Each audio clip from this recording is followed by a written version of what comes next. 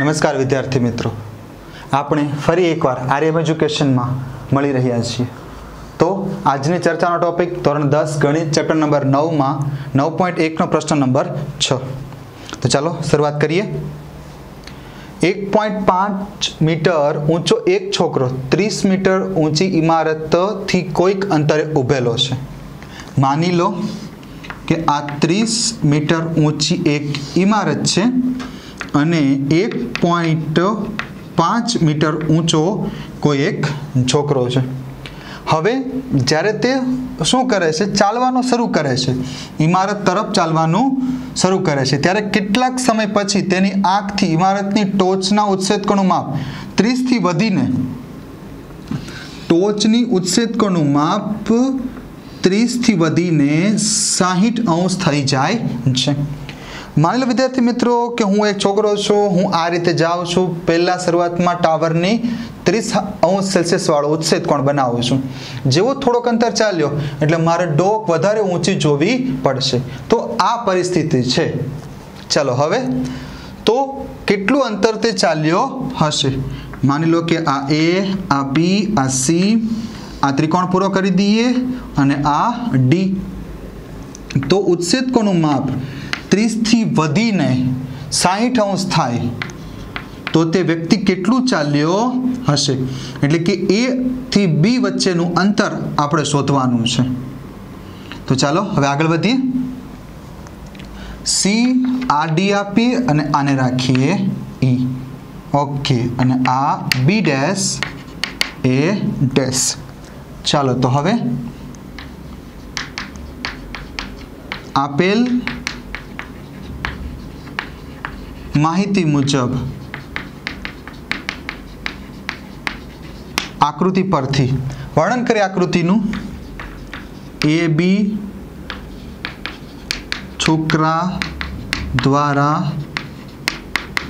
कपाયેલ अंतर B C એટલે કે એક અંતર છે, આપણને જરૂર પડવાની છે એટલે આપણે લખીએ બી સી અને બી ડેશ ડી। અહીંયા A B is equals to A dash B dash D ટાવરના તળિયાથી सी अथवा सी डैश सॉरी बी अथवा तो बी डैश बिंदुनु अंतर। चलो हवे ई सी टावरनी ऊंचाई जे आपने 30 मीटर छे, ए डैश छोकरानी ऊंचाई एटलुं ज माप आकृति में डीसी नु छे, एटलुं ज माप आकृति में बी डैश नु छे जे छे 1.5 मीटर। चलो तो हवे एना परथी ईडी ने मेळवी लीए, परंतु एक खूणो व्याख्यायित करे। माप खूणो E A dash B dash is equal to 30 अंश, माप खूणो E B dash D is equal to 60 अंश अने माप खूणो डी अने C E D B dash is equals to माप खूणो ई सी बी 90 अंश छे। चलो विद्यार्थी मित्रों, तो हवे दाखला में सौ प्रथम पहला आपणे एसी नु माप शोधी काढीए, पछी बीसी नु माप शोधीए एटले आपणा जवाबना आववाना चांसीस एटले के पक्कापण आपणो जवाब आवी जशे। चलो तो हवे पहला त्रिकोण लीए ई बी डैश डी लो अथवा तो त्रिकोण ई ए डैश डी लो, कई फरक पड़वानो नथी। आपणे बंनेना मापनी जरूर छे, पण ए बंने माटे आपणे जरूर पड़शे एक ई डी मापनी। तो त्रिकोण ए ई डैश अथवा तो ए डैश ई डी मा ईडी नु माप लई लीए ED is equals to 30 minus 1.5 metre एटले के 28.5 मीटर। केवी रीते आखू 30 आटलू 1.5 એટલે કે 1.5 तो बाकीનું 30 माइनस 1.5 मीटर। चलो હવે આગળ વધીએ तो ये त्रिकोण में ए डैश ED માં tan 30 એટલે કે સામેની બાજુ ના છેદમાં પાસેની બાજુ. આ થશે સામેની બાજુ, આ થશે એની પાસેની બાજુ. તો ચાલો tan 30 ની વેલ્યુ 1/3. ઈડુનું મૂલ્ય 28.5.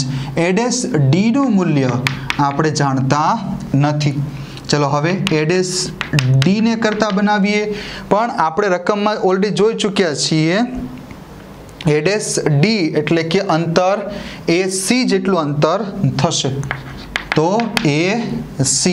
ચાલો તો હવે એડેસ ડી 28.5 વર્ગમૂળમાં 3 મીટર.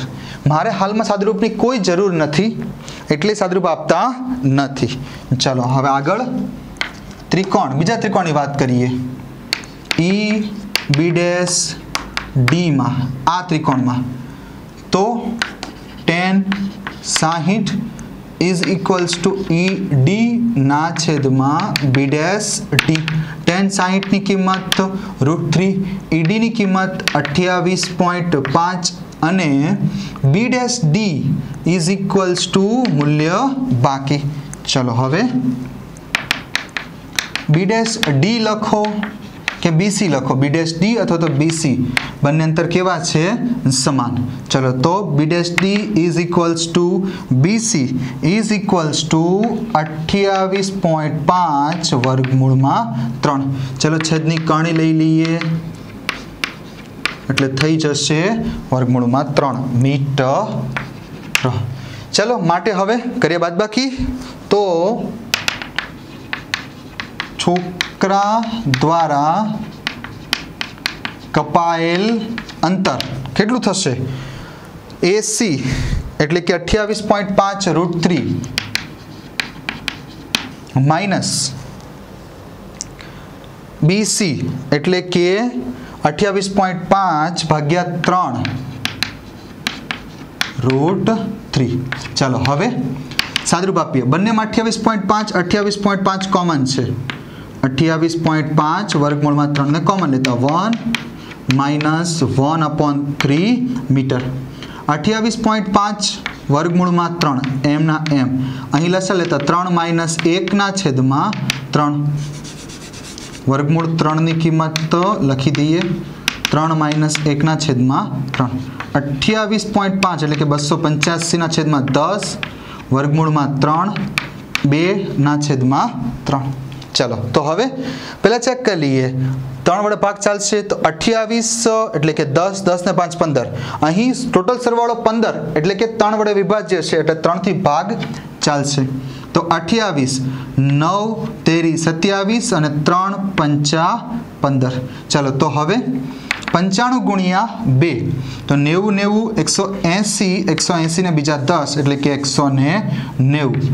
તો 190 ભાગ્યા 10 વર્ગમૂળમાં 3 ઉડી જશે. 19 √3 મીટર જેટલું અંતર આ છોકરા દ્વારા કપાયેલું છે કે જ્યારે ટાવરની ટોચનો ઉચ્છેદ કોણ 30 થી વધીને 60 અંશ થઈ જશે. વિદ્યાર્થી મિત્રો, જવાબ ફરજિયાત લખવો કે ભાઈ જે AB અંતર છે એટલે કે છોકરા દ્વારા થયેલું સ્થાનાંતર દ્વારા કપાયેલ અંતર એ કેટલું છે? 19 √3 મીટર. ચલો મિત્રો, તો પ્રશ્ન નંબર 4 પછી પ્રશ્ન નંબર 5 તરફ આગળ વધીએ. જમીન પર આવેલા એક બિંદુથી 20 મીટર માની લો કે જમીન પરનું એક બિંદુ છે. 20 મીટર ઊંચી એક ઇમારત પર એક સંચાર ટાવર છે. માની લો કે આ એક સંચાર ટાવર છે. તો એ બિંદુથી સંચાર ટાવરના ટોચ અને તળિયાના ઉચ્છેદ કોણ અનુક્રમે 45 અને 60 છે. તો આ 45 અંશ અને આ 60 અંશ એટલે કે તળિયું જોતા 45 અંશના ખૂણે છે અને ટોચ જોતા આપણને 60 અંશના ખૂણે છે. તો ટાવરની લંબાઈ આપણે શોધવાની છે. ચાલો, દાખલામાં કશું અઘરું નથી. आपेल माहिती मुजब आकृति परथी ए बी संचार टावरनी ऊंचाई BC इमारतनी ऊंचाई जे आपने आपेली छे 20 मीटर। मापखूणो ADC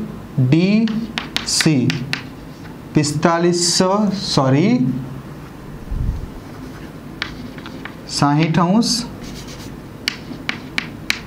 तथा मापखूणो BDC 45 अंश अने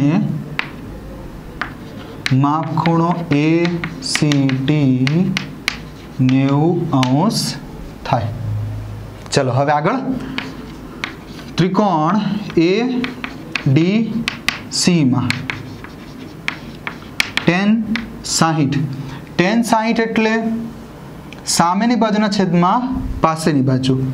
तो सामेनी बाजू छे आपणी पूरी AC छेदमां पासेनी बाजू DC। tan 60 की किंमत तो √3 DC। चलो तो AC ने करता बनावी दीए तो √3 DC। हवे आगळ त्रिकोण BDC में tan 45 BC ना छेदमां DB। चलो tan 45 ની કિંમત 1, BC ની કિંમત 20 મીટર એટલે કે ખાલી લખીએ 20 અને DC માટે DC is equals to 20 metre. चलो तो DC આપણને 20 मीटर છે તો આપણે લખી શકીએ પરિણામ 1 પરથી AC इज इक्वल्स टू 20 વર્ગમૂળમાં 3 मीटर। तो टावरनी